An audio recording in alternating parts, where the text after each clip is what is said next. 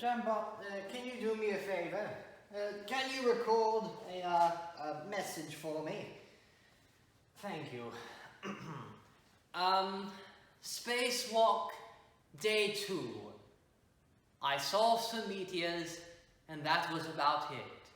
Sincerely, Dr. Phineas Cortex. Do you have that recorded? Okay, thank you. Oh, hello everyone. You'll have to excuse me for a moment. I've been doing some spacewalks lately outside the very boundaries of my spaceship, and I've been recording my findings, thanks to the help of my friend here. But, anyhow, it is good that you join me once again as we go throughout history to look at some of the most famous astronomers ever to have existed. Now then, where was I? Oh yes, if you remember last time, we discussed about the discoveries of Ptolemy, the ancient Alexandrian astronomer. Try saying that 5 times fast. But today we are going a bit ahead in time, give or take 1,000 or so years, 1,500 years to be exact, as we look at Tycho Brahe. Thankfully, the computer provided us with some more data. Let's go ahead and see what's up with this. Right, now, Brahe was born in Denmark on December 14th, 1546. Now, before becoming an astronomer, Brahe was actually a nobleman. His father was very high up in the rankings in the Denmarkian government. I think I said that correctly. And he was actually in school to become a lawyer, as can be seen right here. Now, Brahe actually got interested in astronomy after the first time he saw a solar eclipse. From then on, he was devoted to astronomical studies. Like myself, quite frankly. I remember the first time that I saw my first solar eclipse. It was really something else to look at. So, Brahe's research as a whole was conducted entirely before the invention of the telescope. And quite frankly, Brahe's research was some of the most accurate at the time. For you see, he accurately graphed the locations of over 700 stars.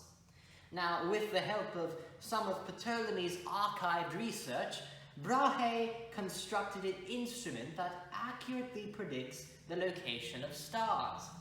And if I remember correctly, this is called the Tychoian quadrant. I think the Tychoian quadrant. You might have to look that up if I so happen to get that wrong. But this instrument was widely used at the time. And quite frankly, in addition to discovering all of these stars and graphing their locations, he also noted some observations in the Cassiopeia formation, which is a very, very prominent constellation. He also noted the moon's irregular orbit. Now remember, when I say this, the moon does not orbit in a circle, it orbits in an oval. Just like many of the other planets around the sun to an extent. Now keep in mind that during Brahe's time, the geocentric theory, the theory that the Earth was at the center of our solar system, was still widely accepted. However, a man by the name of Nicholas Copernicus was actually developing his own theory, which would become fact. This, of course, being the heliocentric theory, which meant that the sun was at the center of the solar system. And quite frankly, he was right. But even though Brahe really didn't live to see this new theory develop over time, Brahe's legacy continues after his passing in 1601, ushering in many more astronomers' journeys that we will soon talk about next time. But anyhow, that's about it as far as Brahe goes. Tycho Brahe, Danish astronomer. Right. What was I doing? Oh yes, computer. What are we going to talk about next time? Oh, I see you've already gotten something printed. Thank you. I see. Good, good. Oh, we've got a big one. For you see, next time we are going to discuss the many marvelous, what's a good word to describe Jean-Bart? The many marvelous works, the many marvelous discoveries, the marvelous life, that's it, of Galileo Galilei. I'm sure you've heard that name before, many times. Sorry, space dust.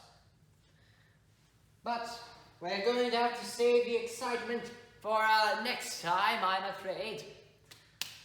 That's about it, quite frankly.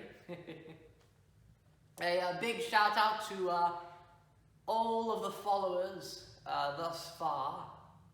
If you just so happen to have a science-related question, as always, leave it below in the comments section.